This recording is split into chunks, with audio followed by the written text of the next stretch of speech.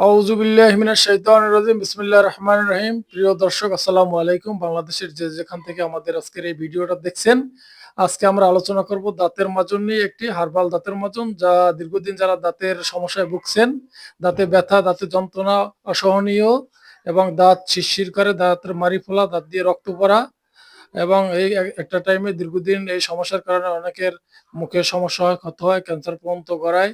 তা অনেকে এ ব্যাপারে অনেক যত্নশীল না।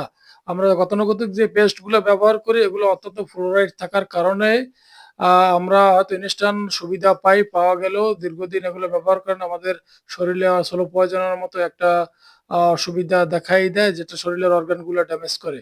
কিন্তু তারপরেও আমরা অনেক উন্নত হয়ে গেছি। উন্নত হওয়ার কারণে আমরা ওইটাই ব্যবহার করি। আগের মানুষ যারা তারা ব্যবহার করত বিভিন্ন ছাই-ছাতা বা অন্যান্য গাছের পাতা দিয়া ব্যবহার করত, কিন্তু তারা ঠিকই ভালো থাকতো। আ কিন্তু আমরা এখন যত উন্নত হচ্ছি ততই আমাদের সমস্যাগুলো প্রখর হচ্ছে। তো আ আরো দেখা যাচ্ছে যে বন্ধ করো, বন্ধ করো। একটু দাও।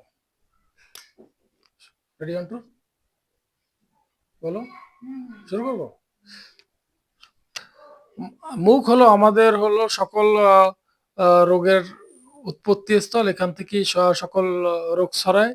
এটাকে যদি সেভ রাখা যায়, এটাকে যদি সুরক্ষিত রাখা যায় তাহলে আমরা অনেক রোগ থেকে আমরা বাঁচি। বর্তমানে বিভিন্ন রোগ ডায়াবেটিস সহ অনেক রোগ যেটা এভেইলেবল বর্তমান, তো সে রোগগুলা আমাদের মুখ থেকেই আ অনেকটা দেখা যায় যে এরও প্রভাব থাকে আরকি। তো আমরা যদি এসব ভেষজ দিয়া ব্রাশ করি বা আয়ুর্বেদিক যে দাঁতের মাজনগুলো ব্যবহার করি, তাহলে আমরা ভালো থাকতে পারি। এসব রোগ থেকে আমরা মুক্তি পেতে পারি।